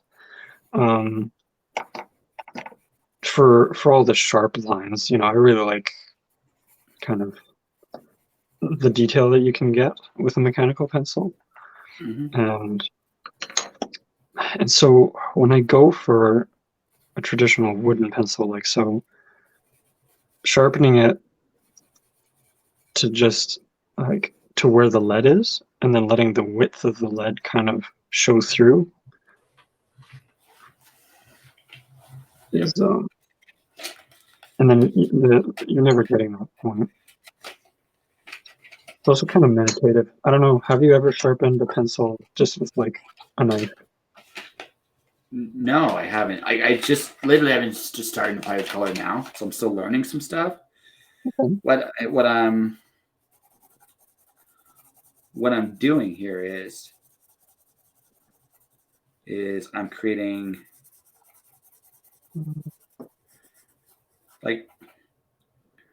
I'm adding very little, a touch of color here. I'm not going to make it a fully colored, detailed deal for a couple of reasons, but the biggest one being is I want this to be by design a fragment, but there's a fine line, of course, with that. When you make a fragment, right, is if I don't put the right details in, I'm just being lazy, right? Yeah. But if I'm putting the right details in, I'm creating a depth or a dream, which, there is a certain wizard man in the story, so maybe, just maybe, some of this may not be in completely real, right? But also,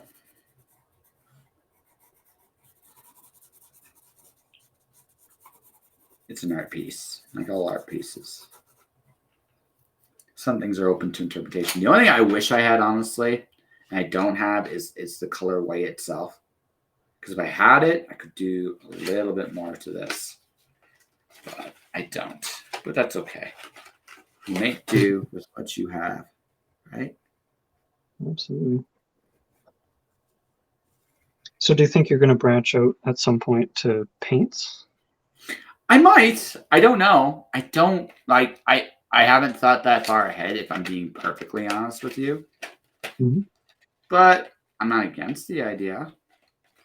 And man, that is creepy what I did there. So just that one little addition. Holy crap, is that creepy? I'll show you in just a second.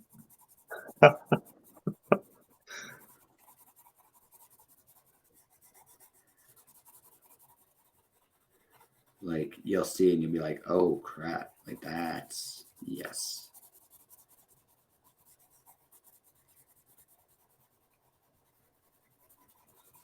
I don't know if I color this in the final version, but then again, maybe I do, but I may play it to red. You'll see what I mean in just a second here.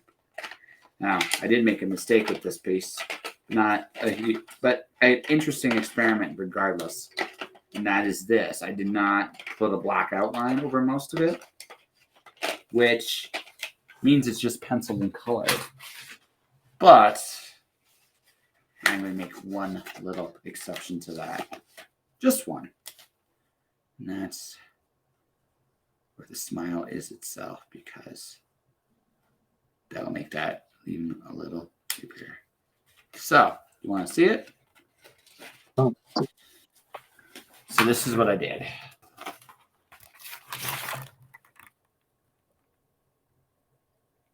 Mm-hmm. There it is. Cool.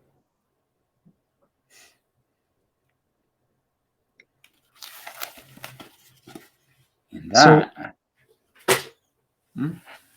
So you've now. How do you feel like drawing scenes that you've thought about in your head and written about? How does it feel to draw them? Different. Again, I'm nervous about. I would be lying to you if I said I wasn't a little nervous about doing this, because it's a different challenge, something I've never done before. Right, drawing my own book, and you're just getting a bit of a hint of what that's going to look like. Right, and again, this isn't about perfect drawings here. That's actually the interesting part. But can I convey an image and tell a story? And I think the one thing I got from tonight is I think I can. Is this the first time you've drawn some of your kind of writing material on the strip? Yes. Oh, right on. That's super cool. Yeah. First for everybody, right? So. Shall I take the phone down? Yeah, you can take the phone down, I think, at this point. I think, yeah, like that was like, no, thank you for the experiment. Like I said, just drawing Cerberus twice, it's like, okay, I don't need to draw him yet again. Now, again, the big debate I'm going to have is this: black and white or color for the majority of the story. I think I actually, upon just doing this little exercise, I think the decision I'm going to make is touches of color. Not a lot of color, but touches. I think my favorite thing about that is the smile. You can definitely see it. All because I just put a little red around the lips. You could see it. Yeah. And once you saw it, you're like, he's got his hand up and he's touching that smile. And it's like, that is disturbing. Right? Because that smile is not a nice smile. You can tell just looking at it. It's like, eee. Yeah. Yeah. It's Right? hollow. Mm-hmm. So which book are you illustrating for yourself? Is that a new book or that's the book? That's the book. Yeah, like, so there's one more version of it, and that's going to be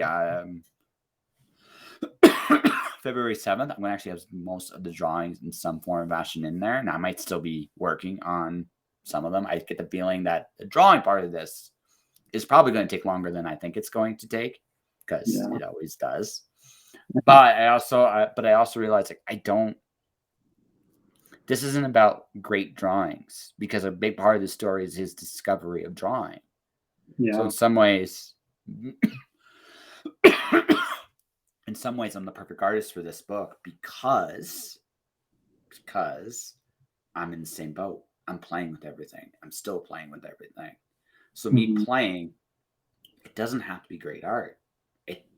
It's not supposed to. It's supposed to be like anything else, a discovery of art. Yeah. Yeah. I think it's really cool that you kind of pull from your real life experience and very much so put that into your books. And it must be hard not to include some of that. I mean, that might just be inherent in writing, but it felt like you know, your thoughts and ideas shining through in a very profound way. Yeah, well, no, but I think the hardest thing as any artist, like, okay, actually, you know what you should do, and we'll illustrate this point and then wrap up the show. Do you have a guitar you can show? Yeah, I do. Okay, I think it's the same guitar I show. No, it's okay. Actually, it'll illustrate the point perfectly.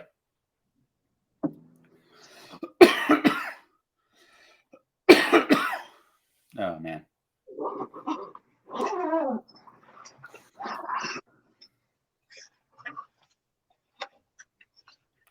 So everybody, take a look.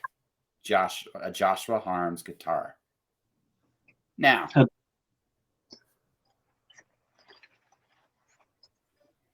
yeah, everybody take a look at that bad boy. Now, here's the question for you, okay? Because you've had a lot more practice since, right? And I'm certain, technically speaking, right, you do a lot more complex easier now than you did before. But that one is special, right? Right? Because it's your baby. You made that baby, and it's where you learned and carved your niche, right? Yeah. So here's the thing. That's you. That is your idea brought to life. Now, it doesn't look the same as a written work for sure, but only you could have made that guitar. There's no other person that could have done it that way, right? Because somewhere in that process, you put, again, what we bring to the table. It isn't what we make or what we write or what we tell. It's us. That piece of us we put into it. For you, that guitar was not just about learning the craft of putting together a guitar. It was about putting the craft of your guitar. Separating the head, no longer in the head, the technical aspects that are so fundamentally important and yada, yada, yada. No. This was Joshua Harms doing an experiment, discovering something very profound in his making of a guitar that has carried with him since. In the art of doing, you discovered something about yourself. Writers all have the same, we all get caught in our heads. A lot of us get caught in our heads. It's when we realize that we have something to say that we profoundly give a shit about, that we make something truly profound. The longest struggle I had was to figure out that little piece of the pie. And once I figured it out, I can evoke feelings in my work. It doesn't matter what my work's about. I can invoke feelings. I know what I give a shit about. And it's not about technique. It's not about good. And don't get me wrong. You still got to practice these techniques. You still got to do it. But at the end of the day, it's your ideas, your voice, your originality that's going to make it stand out more so than it's a pretty instrument that plays a wonderful sound. But it does because of what you did to put it together. Does that make sense? It totally makes sense. You know, you look at there's an interesting article I read about how the human face is beautiful because it's not perfectly symmetrical. Mm-hmm. That we as a species, we recognize little imperfections and they become beautiful. They're organic. They're subtle. They speak to something unique. If you take a face and you mirror it perfectly down the center, it's alien. It kind of unnerves you. It's mechanical. Yeah. Right. It's too perfect. It's the same thing with art and anything. It's the fact that your quote unquote flaws or your imperfections create the insights you have. It isn't your perfection, it's your imperfections. Mm-hmm. It's that willingness to change and grow that makes your art stand out. It's not always about technique. Technique's important, don't get me wrong. I'm not going to say it's like a zero. But the most important thing you can do as an artist is recognize what's your voice and what you care about and who you are. Mm-hmm. If you understand those things, the technique will come all on its own. Mm-hmm. Mm-hmm. And what you don't know, you can learn. It can be done. If you're willing, again, if you're willing to take, like, again, we're all things we can work on. Absolutely. But if you're willing to be coached on those things, your work will just get better, not worse. Yeah. Mr. Josh, I enjoyed this. Me too. Yes. Nice to see you again, my friend. Yeah. So, yeah, we gotta do some, maybe we'll do this again before the year's up again at some point.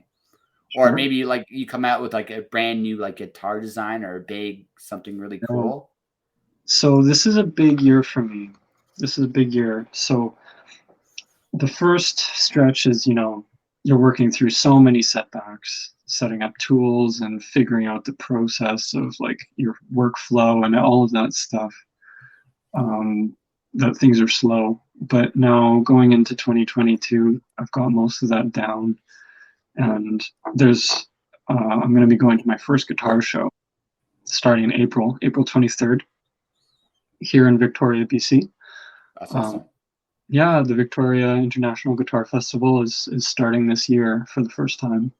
And I'll be having my first show, my first booth there. So I'm putting together 2 new models that will be, ready to show. And so definitely by the next time we talk, I'll have a lot to show or a lot to talk about.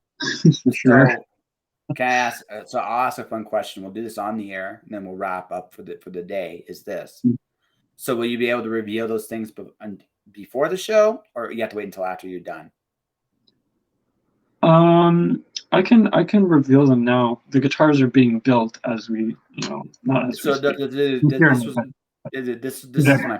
I say I have a proposal, but I don't want to. If this is a big thing for you, like a big event, a big unveiling, mm-hmm. I'll wait until after the show's done. That way you can do your big unveiling, and you can come on and just kind of show off a couple things. Mm-hmm. But if you want the week before the show, then mm-hmm.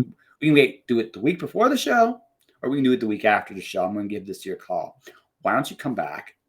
Mm-hmm. We'll do another kind of drink and draw, but maybe a little less drink and draw and a little more. Oh my God, I got these really cool guitars, and you can show them off.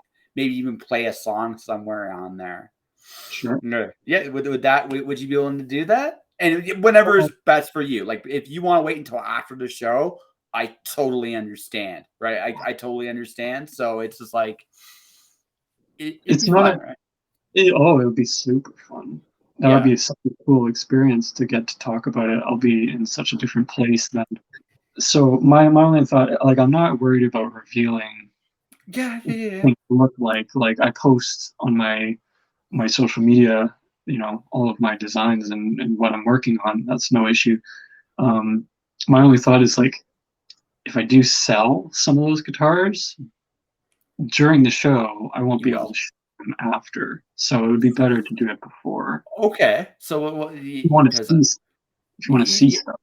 Yeah, no, actually, I have a really fun thought. We'll talk about it off the air. But we'll make it before. We'll make it the week before, maybe just the week before. Then when you're might be a little nervous, we need someone just to remind you, hey, this shit's still fun, and this is your baby. You want to do that? Yeah. Okay, let's do that. All right. So beyond that, ladies and gentlemen, we have gone 2 hours. We've done lots of cool drawing stuff, and we just talked. So Josh, you do a guitar business. You probably should talk about it and how people can find you. Yeah, so I'm Harms Guitars, Joshua Harms. You can find me on my website, harmsguitars.com, or Instagram at harmsguitars. I post about all the cool wood that I work with. Is that it? I have a Facebook too. Yeah, Harms Guitars on Facebook. I'm building progressively designed headless instruments, ergonomic, all designed by me, from scratch, from my own head. So it's a long process to realize these things. I'm building them all by hand too. So, there's no automation involved. It's all done with, sandpaper and saw and planer, and so it's a really kind of, I'm trying to honor the craft as best I can and create a really high quality instrument. And I hope that shows through my work. All right. And so people can find you at harmsguitars.com. Social media is at Harms Guitars. So go definitely check Mr. Josh out. He is, whether it's Instagram or Facebook, just look up Harms Guitars, folks. Go do that. And again, if you have a guitar you want made, you can do far worse than this gentleman right here. He's really, really good at what he does. And definitely check him out. Now, as for me, folks, well, if you want to support the podcast, you can do so a number of different ways.